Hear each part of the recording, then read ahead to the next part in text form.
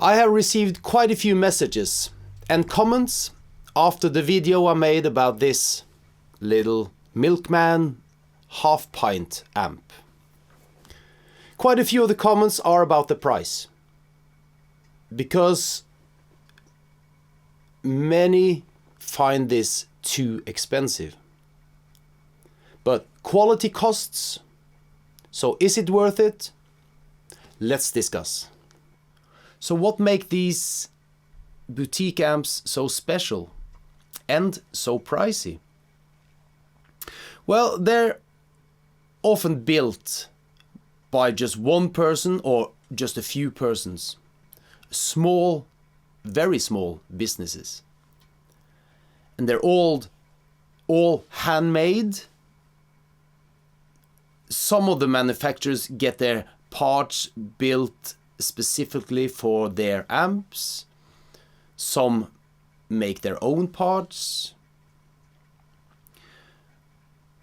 So the whole system, the whole amp is pretty well thought through.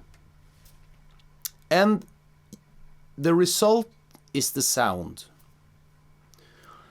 Well, you can argue that a mass-produced amp sounds just as good. And in many cases, yeah, I guess it does. But it's something about the feel of it. It's kind of similar to a guitar, but maybe not to that extent. But there's something about the feel and the overall quality of the amp. So in a band setting, in a live setting, you probably can't hear the difference. But you might be able to feel the difference. And for a guitarist, that's actually very important too. So these small builders, I mean, I've had quite a few of these boutique amps. At the moment I got this Milkman that just got in. I have a Comet amp. I have this Bruno amp. I have a Magnetone. Stereo panoramic, and they're all doing their thing really well.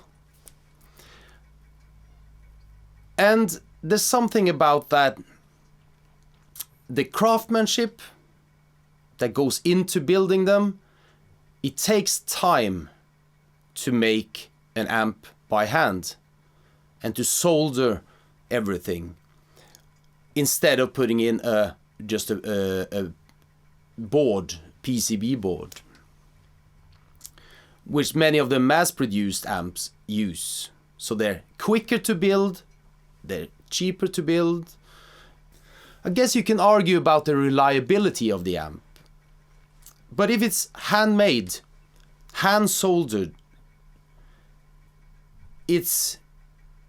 I would guess... I play my amps. I don't know anything about them really, what's happening inside. But if you are able to fix something, it's easier to fix a hand-soldered amp, because you can just swap up that little component you need instead of the whole PCB board. There are quite a few videos about this. You should definitely check out a video that Rachel made, this video comparison with the Fender Princeton. And the Fender Princeton you get in lots of different versions, from mass-produced ones to hand-wired ones. And he did this test where he had them side by side, and there was definitely a difference in the sound. And the quality, it depends how you define quality, but the quality of the hand-wired amp just seemed to be better. Then they did this interesting thing about...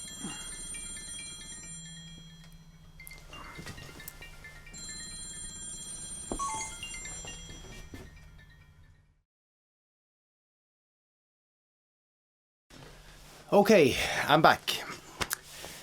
I just got this delivery, which is actually a nice comparison to what we're talking about today. Because I also, apart from being a musician, I also run this coffee roastery. So I just got delivered 10 60, 70 kilo bags of coffee. And what we're doing is like a very small scale roastery. And we buy our coffee from small scale producers that produce specialty coffee, which is more expensive than the commercial coffee. And the reason why it's more expensive is because it's better quality. So, direct comparison to what we're talking about the amps or guitars that are boutique and handmade. The coffee I'm buying it's handpicked when it's ripe. When the coffee berries are ripe, they only pick the ripe cherries. It's hand sorted and washed and packed. So the quality of the coffee, the ripeness of the coffee berries are more even than the typical commercial coffee, where you can get sort of overripe cherries, you can get cherries that are not ripe, and they're all picked and washed together. So it's about the quality control in every stages, and that takes time, and it takes man hours, and it costs obviously more money. So the coffee ends up more expensive, but the quality is better. But then the question is, are you willing to pay extra for better quality? And then what is good quality? How can you tell if it's good quality or low quality, or what's good enough quality for you? Obviously that will depend on your interest and what you're looking for, and all sorts of things. But it's kind of the similar thing about music equipment. It's about the interest in the product. Obviously, for me, who's buying coffee as well, I pay more for the coffee, so the farmer gets paid more. It's easier to make a living from selling good quality because they can get more money out of it. The quantity is not as much, but the quality is good. So it's this whole big thing that mixed together.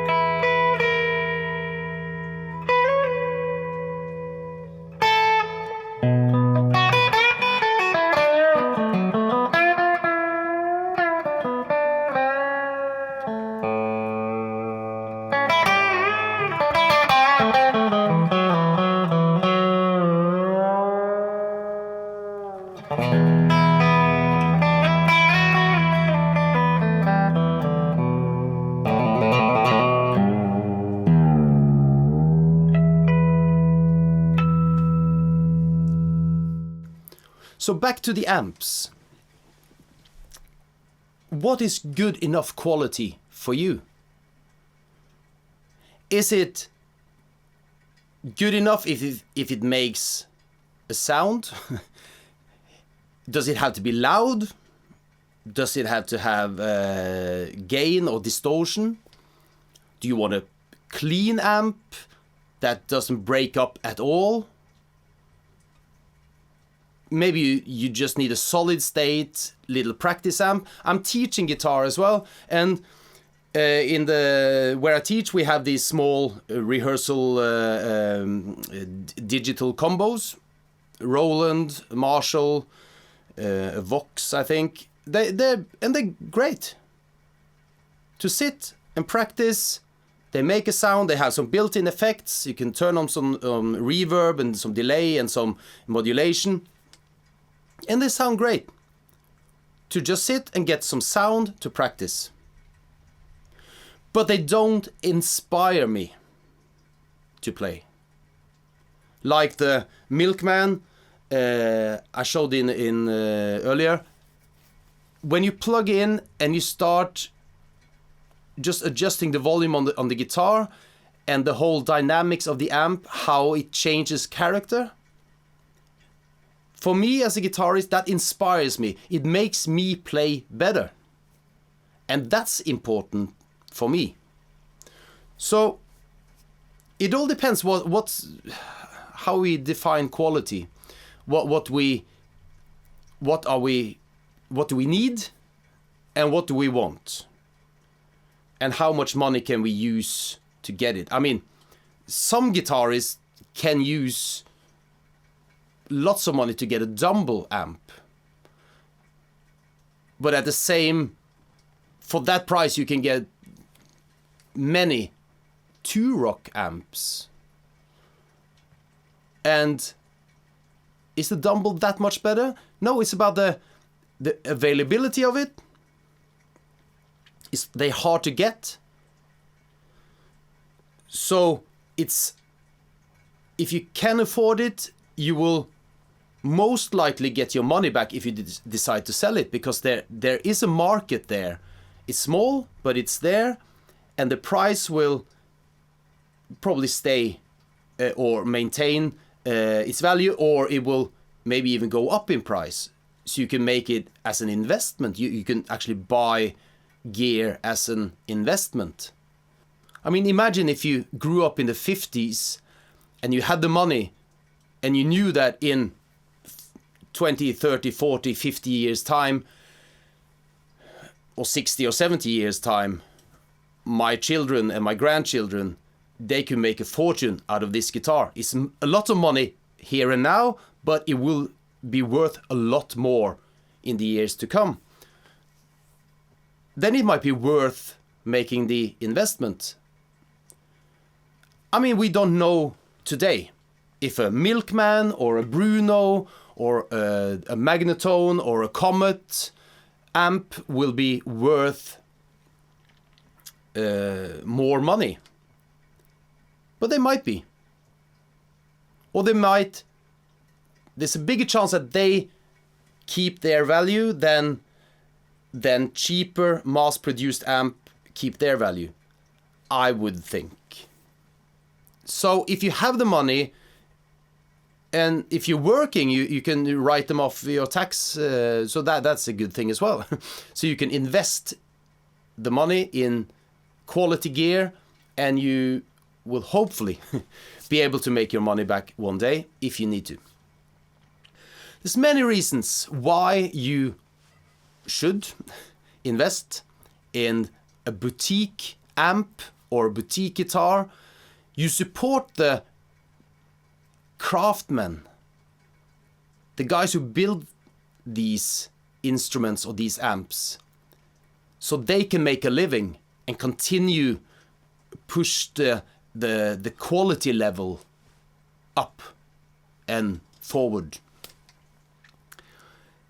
So I would argue that, yeah, if you can afford it, it's worth it. Because of the sound, because of the quality, because of all the things I mentioned. But I can also see why you shouldn't buy one. Obviously, if you haven't got the money,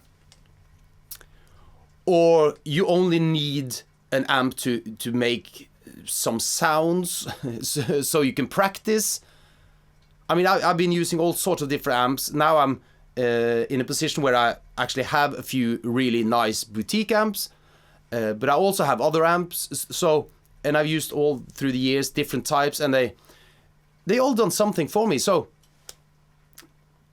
I mean, whatever makes you happy, I guess, and whatever makes you want to sit down and play the instrument.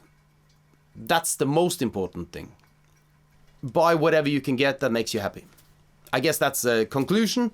So I think boutique amps and guitars are a very good thing for the guitar business, because they keep the quality level up and pushes the level upwards. But at the same time, it just makes way for lots of great quality instruments at a lower price point as well. So there's something for everyone. It's just about playing and get better and enjoying playing guitar and music and everything else, and a good cup of coffee. Good quality cup of coffee. I'm gonna get one now. See you soon.